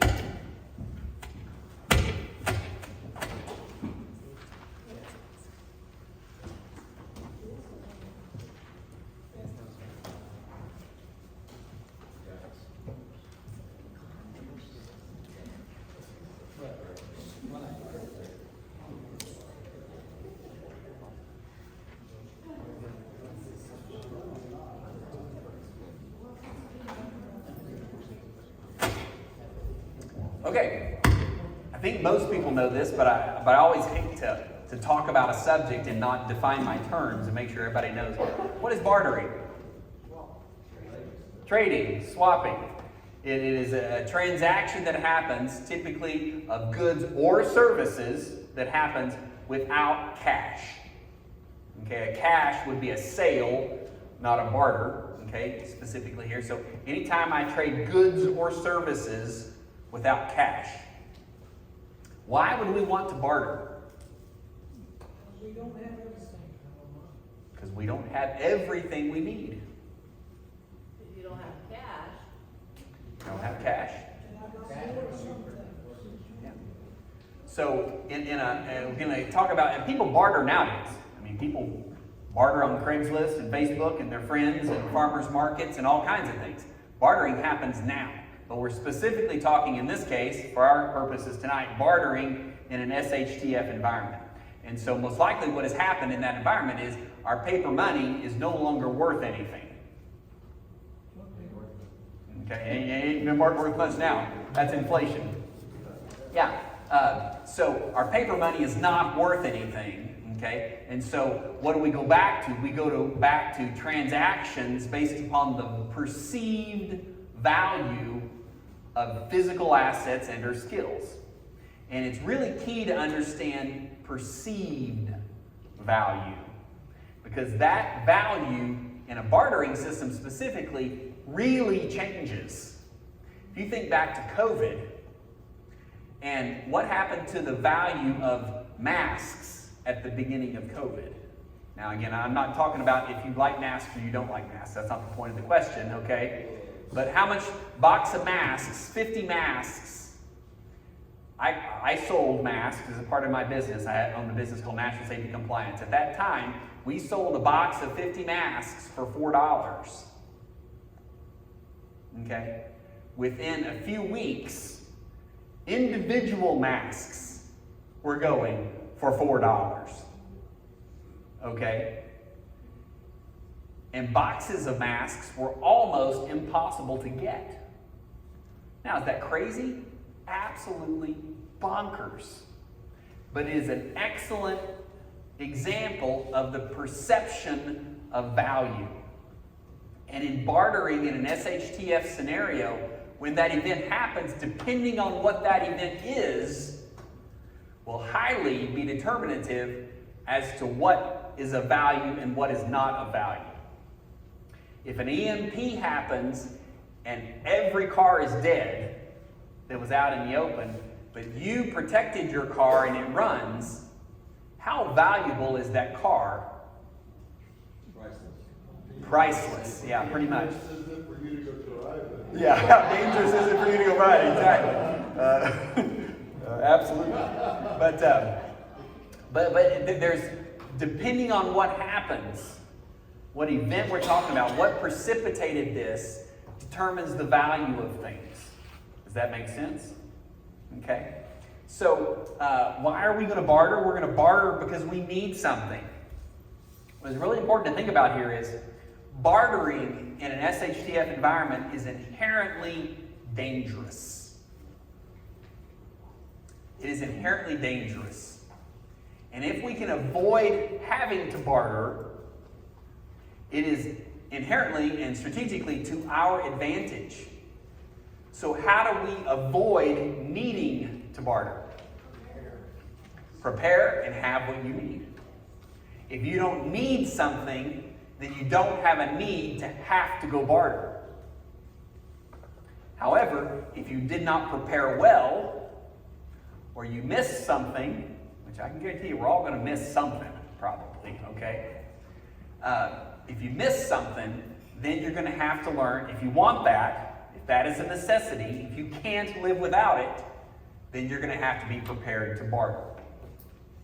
Okay? You get a good, but you can barter with friends, is better than. Don't steal my points, Dwayne. Okay. We're going to get there. What items are best to barter? So I've given you a list. We talked about some things. Y'all had great ideas that we talked about. I've given you a list on the back of your front page. You have a list of some suggested items. And again, I pulled that off the internet. I don't necessarily suggest all the items on that list. Some people need them, okay? Hey. They have more use than just one, okay? Items and skills. Okay? Why would we need condoms? Well, if you have a young couple you know, they do what they do. We may not want babies in this scenario, and so there's a great protection, okay? Skills. I think one of the most highly overlooked things for bartering is skills, and Carol mentioned it. Medical skills. Man, that's a very valuable, that's what your main skill is, right? And maybe other things, but a very valuable asset. If someone is injured and they think they're going to die, what are they likely to be able to barter? What would they be willing to barter for medical skills and medical treatment? Just about anything. If it's a matter of I'm going to die without that medical treatment, if I really understand that, I'm literally willing to barter everything I have to get that medical treatment. It's an excellent skill. The problem with that skill is what? There's several problems. Human interaction. You have to get hands-on and close to someone who might not be safe. Okay, so that's one downside. What's another downside to medical? Training, but if they have the training, what might they not have? Supplies or equipment. Yeah, so there's advantages and disadvantages to skills. If you've got skills as a plumber, but you have no supplies and no tools, your plumbing skills diminish. They're not nearly as valuable. You know, someone's got a water leak, and you need to be able to fix that, but you have nothing to fix it with, then your skill isn't valuable. So if you have a skill that you plan on using to barter, you better make sure you have the equipment and the tools to be able to use that skill for bartering. Okay? And again, we won't read through that whole list, but use that list to think about, use that list to add to it. One thing I will tell you about is I basically don't have barter items.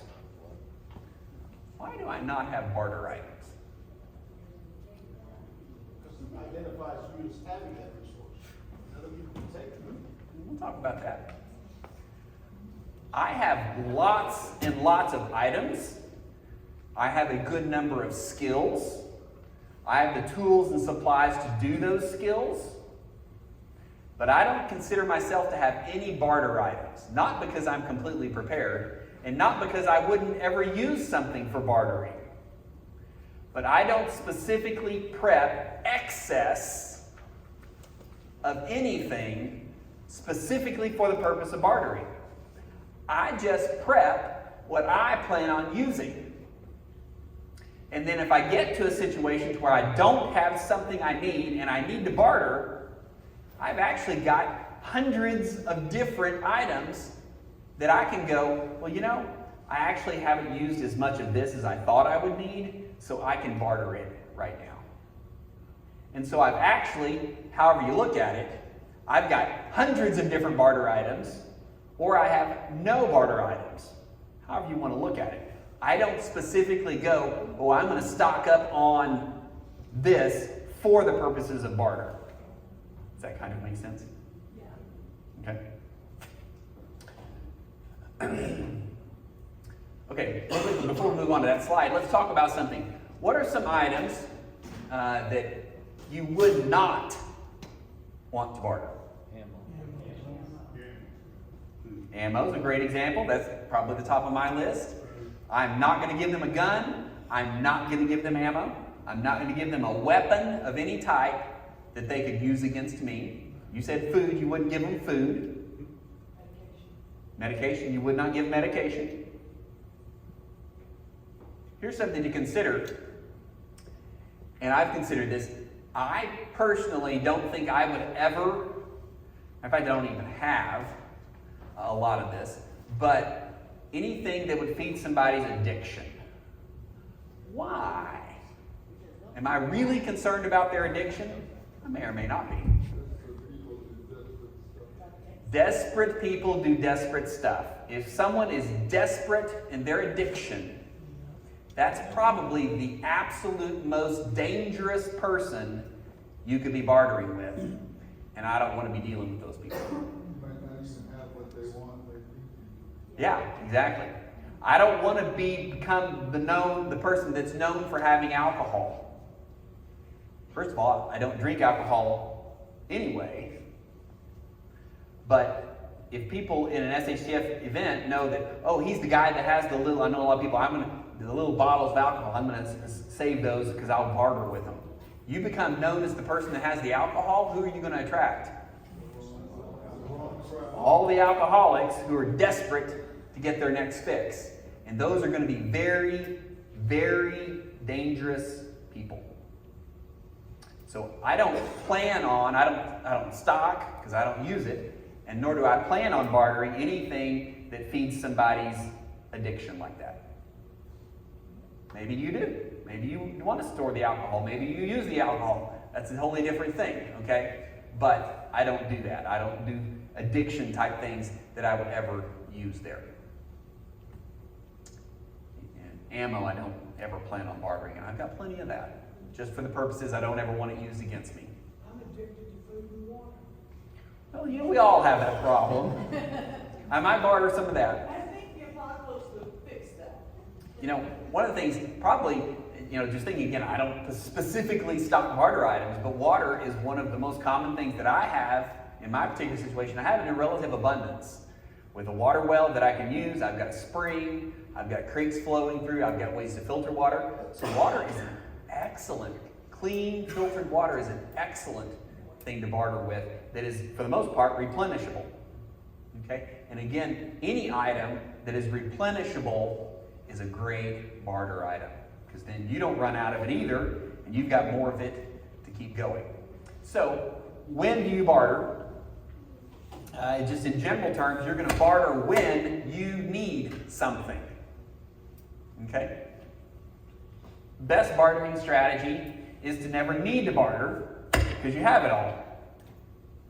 So how to barter? Well, the first thing we want to talk about is the person I'm anticipating bartering with, are they friendly or not friendly? Are they unknown, or are they known, or are they known to be not friendly? I really, unless it is literally a life or death situation already, unless it's already life or death, I don't want to deal with non-friendly people. Okay? I'm going to want to deal with people that are known friendly. If you've got a group, as Wayne mentioned earlier, a group of people that you can trade with, that's the best scenario. If you've got friendly neighbors, your MAG, your mutual assistance group, those type of folks, those are who you want to trade with. You still need to be very cautious. A catastrophic change in our society will catastrophically change some people. And who may have been friendly and civil before may not be friendly and civil afterward, especially if you're trying to barter with them and they learn that you have something that they desperately want. So be cautious of even people who were friendly before. They may not be friendly after. So you've got to make sure you know who you're dealing with. Where do you go? A neutral place? Where are you going to barter at? Your place? Their place? In between? I wouldn't want them to know where I was. Yeah. I would say in general, you don't want them to know where you're at, if that's possible. Okay? But are you going to want to be wandering out and roaming the neighborhood? Probably not want to be doing that either. So how are you going to find people to barter with if they don't know your location? You're just going to wander the streets?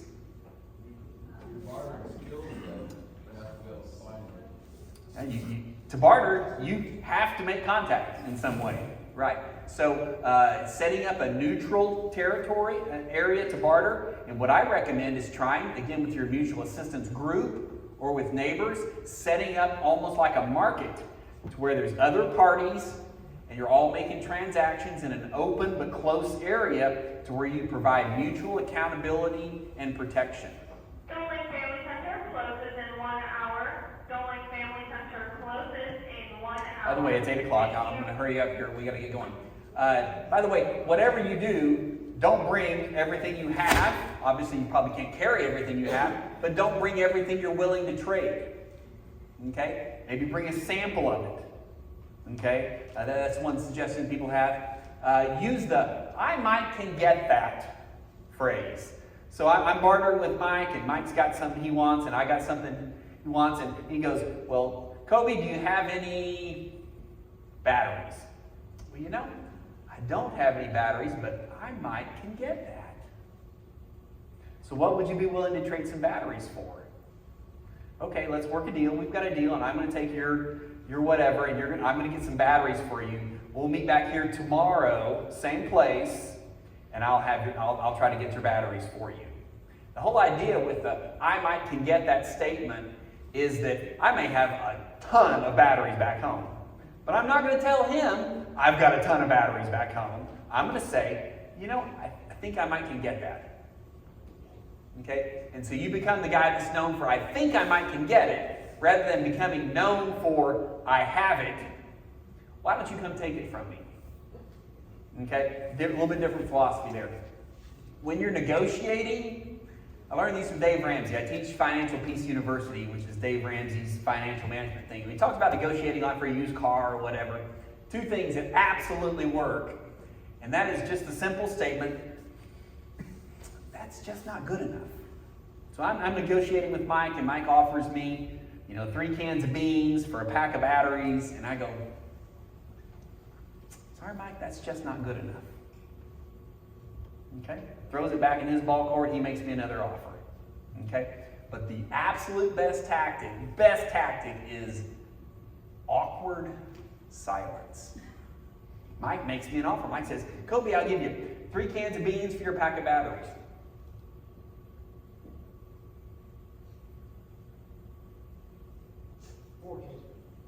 There you go. That's what happens. And make it long and awkward. Silence is always awkward. And that's exactly what was happening. You don't have to say a word. You don't have to say that's not good enough. You just go silent. They'll go, "Well, how about this? Well, how about that?" It works. Okay? Good negotiation tactics. Security and communications. This is a great opportunity for radios with earbuds, particularly if you can get a secure channel, and we'll talk about all that with radios and that type of thing. But being able to communicate, if you bring a party, a group of people to the bartering, and they're not all just standing there, some of them are hiding over there, some of them are hiding over there, keeping watch, and a good security plan when you go to do bartering at a neutral location or that type of thing is really important, because they're, like we began this conversation with, in that bartering is inherently dangerous. And if we can avoid it, that's the best scenario. But if we have to do it because we need something, then it is inherently dangerous, and security and communications and those type things, a plan of escape if things turn bad, become a great thing. The other thing, security-wise, want to make sure they never follow you home. You meet at this neutral location because you don't want them to know where you're at. You go up, you make the trade, you're happy, I got a great deal. March straight on home, and they follow you and kill you in the middle of the night and take everything. So security is always a factor. Next month we talk about property security. I'll point to Melvin because he's our instructor. And so that will be great for next week. Okay, next month. Sorry, I got to keep going. Okay, that is it. Okay, we are done. Any quick questions about what we talked about before we do our drawings? And I apologize, I've kept you late. Just real quick, on nuclear survival. Nuclear. You want a microphone? You sound like you're going to give us something really good here. I know you didn't mention it, but there's the Curison Kearney book, Nuclear Survival Skills, that he wrote, and it's probably, you can find it a PDF online along with the Army manual. Okay. Or you can buy the book. But he was Oak Ridge, out of the Oak Ridge. The Oak Ridge Laboratories, yeah. Yeah, Okay. so it's an excellent book, so a lot of stuff there, but also how to build shelters in your basement, shows you lots of stuff in there. It talks about nuclear and a lot of stuff with fallout, all that. Excellent book to get. Okay, tell us the name of it again and the author. Nuclear War Survival Skills, Curison Kearney. Spell that. Cresson H, this is the middle initial, Kearny. Okay. And the forward's by Dr. Edward Heller. Great. two more books that I have in my library. The Warrior Skills Level 1. This is, again, a military book and a great book for overall survival. And then the U.S. Armed Forces Nuclear, Biological, and Chemical Survival Manual. So an expanded version of that chapter 23 that I've quoted from. So those are up here for you to look at. They're not here for you to take. So let's do the quick drawings.